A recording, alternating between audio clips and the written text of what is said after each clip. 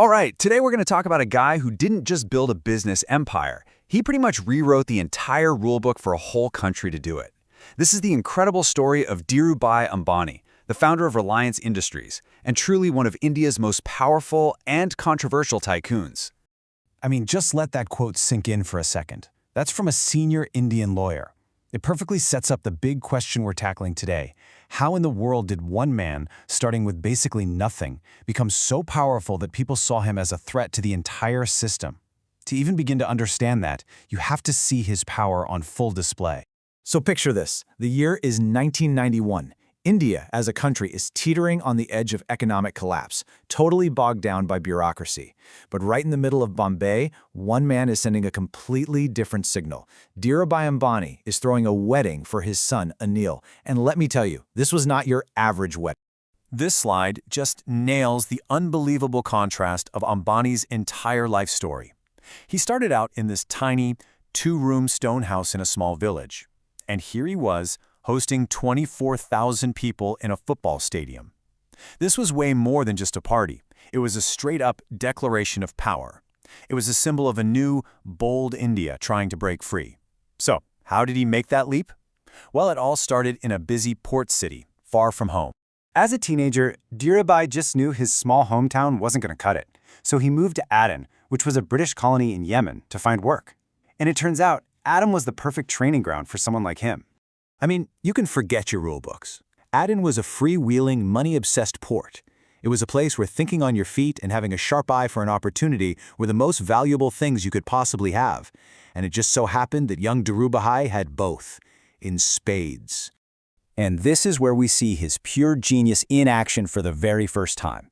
While he was working a pretty boring job as a clerk, Ambani noticed this tiny little crack in the market that literally everyone else had missed.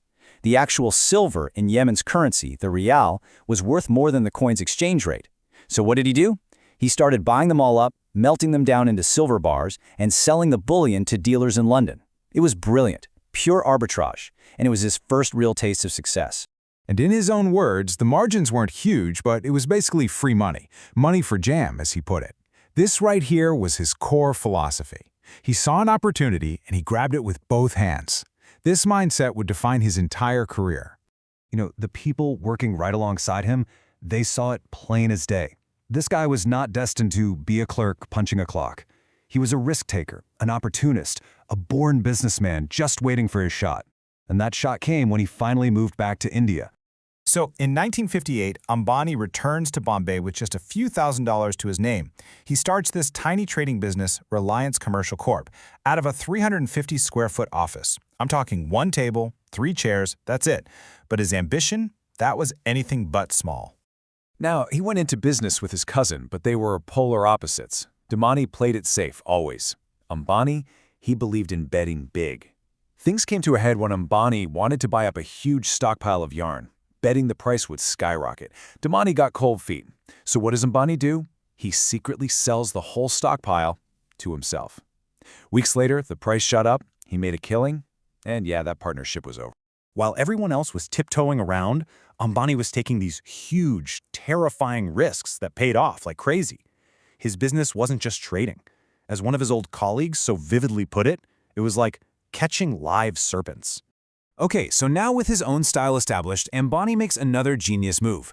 He wasn't content just being a middleman, he wanted to control the whole shebang from start to finish. So he starts his own textile mill, creates the famous V-Mall brand, and then, in a total masterstroke, he just sidesteps the entire wholesale system by setting up his own network of retail shops. But his real talent wasn't in mastering textiles, it was in mastering a totally different kind of system. All right, let's get into it because this is the real controversial heart of the Ambani legend. To get why he was so successful, you have to understand the India he was working in at the time. This was the era of something called the License Raj. Basically, if you wanted to do anything, build a factory, import a machine, even just make more of your product, you needed a government license. It was a system that created this insane maze of red tape and, let's be honest, corruption. Success wasn't about what you knew, it was all about who you knew. And here's the key. Ambani had absolutely zero shame about playing the game.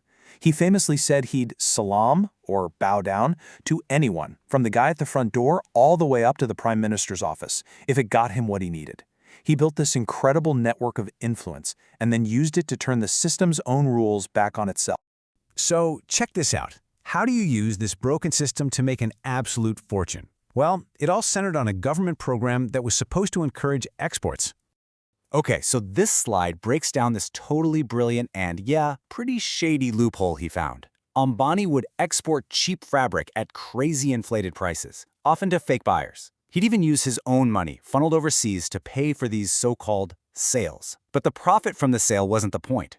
The real prize was the piece of paper he got in return, a license to import something called polyester filament yarn, or PFY. And this is why it was all worth it. Because of the license Raj, PFY was super scarce in India.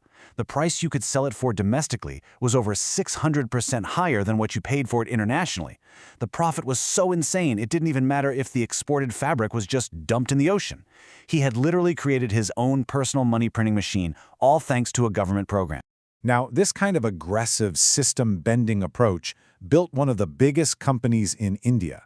But wow, it also created a deeply complicated legacy. You'll find people have wildly different takes on who this man really was. So on one hand, you've got the folk hero, the ultimate rags to riches story, right? This guy from a tiny village who took on the old money elites in Bombay and won. He inspired a whole generation of entrepreneurs to believe that they could do it too. But then you have the complete opposite view. To his enemies and critics, he was a ruthless schemer. A guy who saw laws not as rules, but just as annoying obstacles you had to get around. A man who believed the ends always justified the means. And then there's this third take, that he was this grand, almost Napoleonic-level strategist, a visionary who understood how power really worked, politically, economically, better than anyone else, and who had a vision for building things on a massive scale that was just light years ahead of his time. So, in the end, who was Dhirubhai Ambani? Was he a business messiah who showed India what was possible? Or, as one writer put it, was he a Frankenstein's monster created by a broken system who grew so powerful he threatened to destroy his own creator? That's the big question, and it's the complicated and maybe undefeatable legacy he leaves us to wrestle with.